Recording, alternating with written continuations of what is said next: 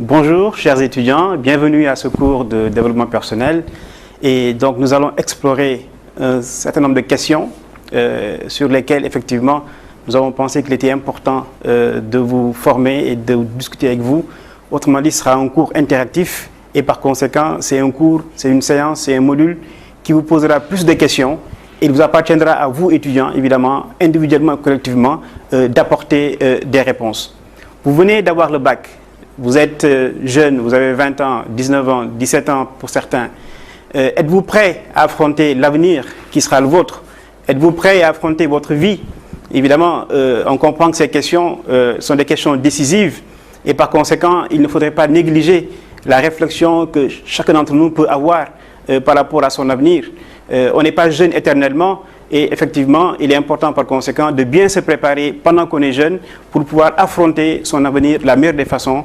Et nous espérons que ce cours, ce module, ces séances de développement personnel vous aideront, n'est-ce pas, à mieux dessiner votre avenir et parfois à mieux l'affronter. Puisque là aussi, il est vrai que l'avenir se construit et évidemment, cette construction n'est pas chose aisée. Il faudra vous retrousser les manches, il faudra évidemment y aller, ne surtout pas hésiter et effectivement surmonter les défis qui ne manqueront pas de surgir tout au long de votre chemin. Vous venez, certains, pour la plupart d'entre vous, vous venez de lycée, vous entrez à l'université. La question qu'on peut se poser, c'est est-ce que l'école vous prépare bien à survivre et à prospérer dans un monde professionnel et dans une vie de tous les jours qui aujourd'hui de plus en plus sont régis par la complexité. Et par conséquent, on peut comprendre que de ce point de vue-là, il est important d'avoir une réflexion et surtout de chercher à bâtir et à construire cet avenir au-delà de ce que l'école peut faire. Maintenant, il est important de partir d'un constat, c'est que le monde a radicalement changé. Le monde d'aujourd'hui n'est plus celui de nos pères, n'est plus celui de nos grands-pères. Et si on se rappelle, si on regarde dans le rétroviseur, on s'aperçoit qu'au cours de ces 50 dernières années, beaucoup de transformations ont bouleversé le monde et ont fait qu'aujourd'hui, effectivement, la façon avec laquelle l'individu prépare son avenir n'est plus tout à fait le même. Il est important à ce niveau aussi de partir de ce principe, c'est que désormais, la stabilité, l'immobilisme ne sont plus de ce monde. La vie n'est plus un long fleuve tranquille, à supposer qu'elle l'ait d'ailleurs déjà été, et par conséquent, ça signifie qu'il faut être prêt à affronter les vagues qui ne cesseront pas tout au long de notre parcours d'apparaître sur notre chemin. Il est important aussi de vous dire que le monde dans lequel on vit est un monde dans lequel la compétition est très vive. La concurrence surgit de partout. Cela signifie par conséquent, évidemment, qu'il faut être conscient de vos atouts, qu'il faut que vous développiez vos atouts pour pouvoir survivre dans ce monde. Par conséquent, il est important évidemment de pouvoir être conscient de ce niveau de compétition et de compétitivité par rapport auquel effectivement vous devez vous préparer parce qu'au fond évidemment dans le monde dans lequel on vit, n'est-ce pas, ne prospéreront, ne réussiront que ceux qui sont préparés à affronter cette concurrence. Maintenant, il est important évidemment de dire que non seulement le monde a changé, mais le monde continue à changer à une vitesse extrêmement rapide, à un rythme implacable. Et ce qui est sûr et certain, c'est que plus on avancera dans le monde, plus le rythme auquel le monde changera augmentera sans cesse. Et par conséquent, il est important encore une fois que vous, que nous tous, nous soyons préparés pour faire face à ces changements auxquels nous ne pourrons pas échapper. En tant que jeune étudiant, en tant que jeune bachelier, on peut ressentir de l'inquiétude, on peut être anxieux, on peut se poser des questions, ne pas avoir de réponse. Effectivement, la jeunesse, c'est aussi l'âge du questionnement et des interrogations. Mais il est important, évidemment, de savoir que ces questions que l'on se pose, cette anxiété qui parfois nous accompagne, est quelque chose de normal. Par conséquent, se poser des questions, c'est bien. Ne pas avoir de réponse également, c'est bien. Mais il est important, effectivement, d'être dans une démarche qui vous permettra, au fur et à mesure, d'apporter des réponses. Et par conséquent, ce qu'on peut dire, c'est que ce doute, cette incertitude qui vous habite et auquel vous n'échappez pas, quand vous vous interrogez sur votre avenir, ce doute, je disais donc, et cette incertitude ne disparaîtront jamais. Autrement dit, tant qu'il y a de la vie, il y aura du doute, il y aura du questionnement. Maintenant, il est important de faire en sorte que ce doute et cette incertitude ne vous ébranlent jamais. Autrement dit, que même dans une situation où on n'a pas la réponse, que ça ne nous empêche pas d'avancer et de faire face aux défis qui jalonneront notre chemin. Maintenant, il est important de tirer des leçons à partir de modèles de réussite. mais aussi de modèles d'échec. Autour de nous, dans le monde qui est le nôtre, nous pouvons trouver autour de nous des hommes et des femmes dont la vie constitue un exemple, et d'autres, malheureusement, dont la vie constitue un contre-exemple. Par conséquent, il est important de tirer un certain nombre d'enseignements à partir de ces expériences vécues, et cela peut effectivement nous aider à mieux engager notre carrière, à mieux engager notre parcours de vie, de façon évidemment à tendre vers ces parcours que l'on considère comme étant des modèles de réussite. Malheureusement, ces enseignements ne figurent pas dans la plupart des manuels scolaires, ils ne figurent pas dans la plupart des livres, n'est-ce pas, avec lesquels nous étudions, puisqu'au fond, là aussi, il est important d'avoir des lectures qui nous sortent un peu de ces ouvrages et de ces manuels scolaires. Il est vrai aussi que très peu d'écoles, très peu d'universités enseignent, n'est-ce pas, ces enseignements qui sont tirés de l'expérience universelle, et évidemment, à ce niveau-là, l'UVS apporte une rupture. Puisqu'au fond, ce cours de développement personnel a été mis en place par l'UVS pour vous aider effectivement à trouver des réponses par rapport à ces questions, mais également à vous inspirer et à tirer profit des expériences les plus réussies que nous pouvons identifier autour de nous. Évidemment, le monde dans lequel on vit est un monde globalisé et par conséquent, ces exemples de réussite, on les tirera à la fois du Sénégal, mais également du continent africain et au-delà de l'ensemble du monde, puisqu'au fond, nous sommes aujourd'hui des citoyens du monde.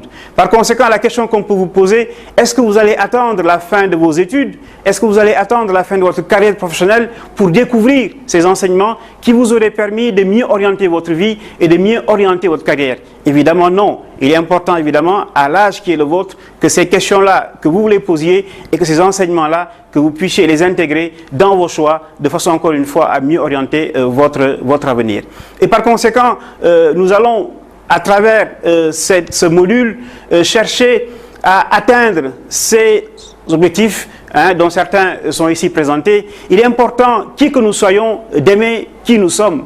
Puisqu'au fond, celui qui ne s'aime pas ne pourra jamais, évidemment, réaliser de grandes choses. Il est important aussi de savoir que le but de la vie, ce n'est pas forcément de se comparer en permanence par rapport aux autres. Évidemment, quand on aime ce qu'on est, quand on aime qui on est, on comprend évidemment qu'il n'y a aucun intérêt à se comparer sans cesse aux autres. Il est important aussi d'avoir confiance en soi et d'avoir confiance en ses décisions.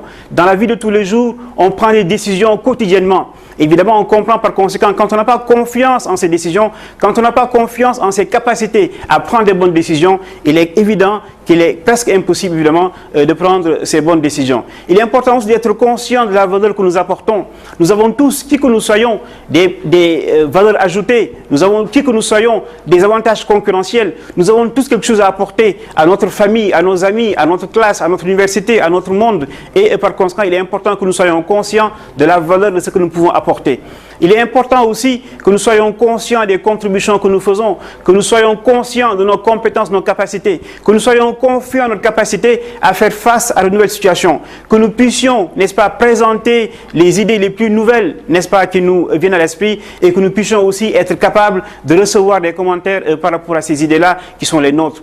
Il est important d'être confiant de ses capacités, de sa capacité effectivement à pouvoir présenter de nouvelles idées, à pouvoir recevoir aussi des commentaires. Nous sommes dans un monde évidemment où le débat doit être promu et où nous devons nous tous être en mesure de pouvoir, n'est-ce pas, faire face à un débat et de pouvoir aussi nous affirmer lorsque les circonstances l'exigent et de pouvoir dire non quand il le faut, d'être conscient de ses forces, de ses limites, de savoir aussi évidemment, vu que nous avons des limites, qu'il est parfois nécessaire de solliciter une aide, d'aller vers le monde qui nous entoure pour que effectivement les solutions nous viennent de ce monde-là. Il est important aussi de pouvoir percevoir les obstacles auxquels nous pouvons échapper comme des défis et comme des occasions par lesquelles nous pouvons nous perfectionner.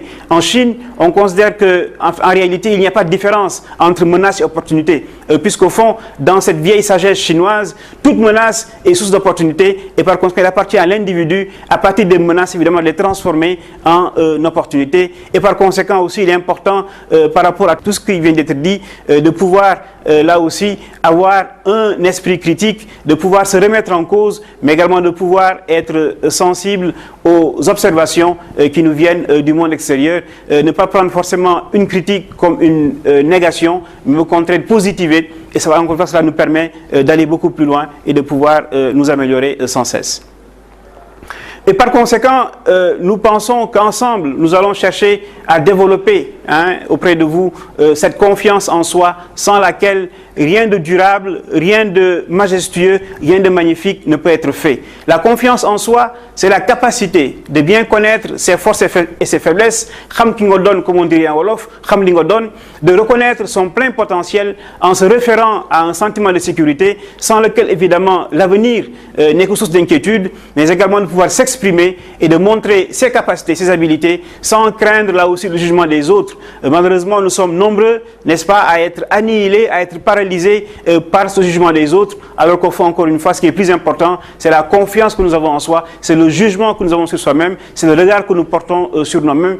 Et on comprend par contre que celui qui a cette confiance en soi est en mesure de surmonter tous les obstacles. Celui qui a confiance en lui, rien ni personne, n'est-ce pas, ne constituera pour lui un obstacle. Et par conséquent, évidemment, cette confiance en soi, on peut l'exprimer de mille et une façons. C'est la capacité à croire en ses capacités, c'est la capacité de se fier à soi-même, c'est la capacité d'être assuré de son potentiel, c'est la capacité d'être conscient de sa valeur, de ses capacités, c'est aussi le fait de savoir que quand on veut atteindre un but, on va y arriver, c'est le fait de savoir que les rêves ne sont pas faits, n'est-ce pas, que pour être remis au lendemain. Un rêve, un vrai rêve, on doit chercher à le bâtir. Il faut évidemment, pour terminer, avoir du culot, avoir de l'aplomb. Et par conséquent, nous allons, au cours de nombreuses séances que nous ferons ensemble, à travers des activités individuelles et collectives, chercher à développer auprès de vous cette confiance en soi, sans laquelle, évidemment, vous ne pourrez pas bâtir ce que nous appelons votre développement personnel. Donc nous allons ici rapidement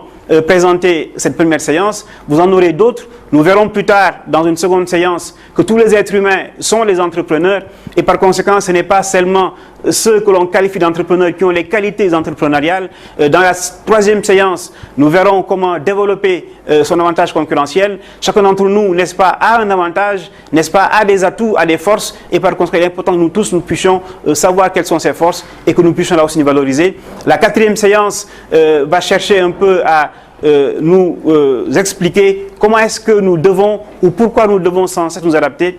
Et la cinquième séance nous traitera de la capacité de l'individu à savoir prendre des risques, puisqu'au fond, quand on parle d'avenir, on parle d'incertitude, et par conséquent, il est évident que si on veut affronter l'avenir, on doit être capable de prendre des risques, puisqu'au fond, c'est cela qui nous amène, n'est-ce pas, à nous engager dans des voies que nous n'aurions pas forcément empruntées si nous n'avions pas cette capacité à développer et à prendre des risques qui, encore une fois, doivent être des risques intelligents.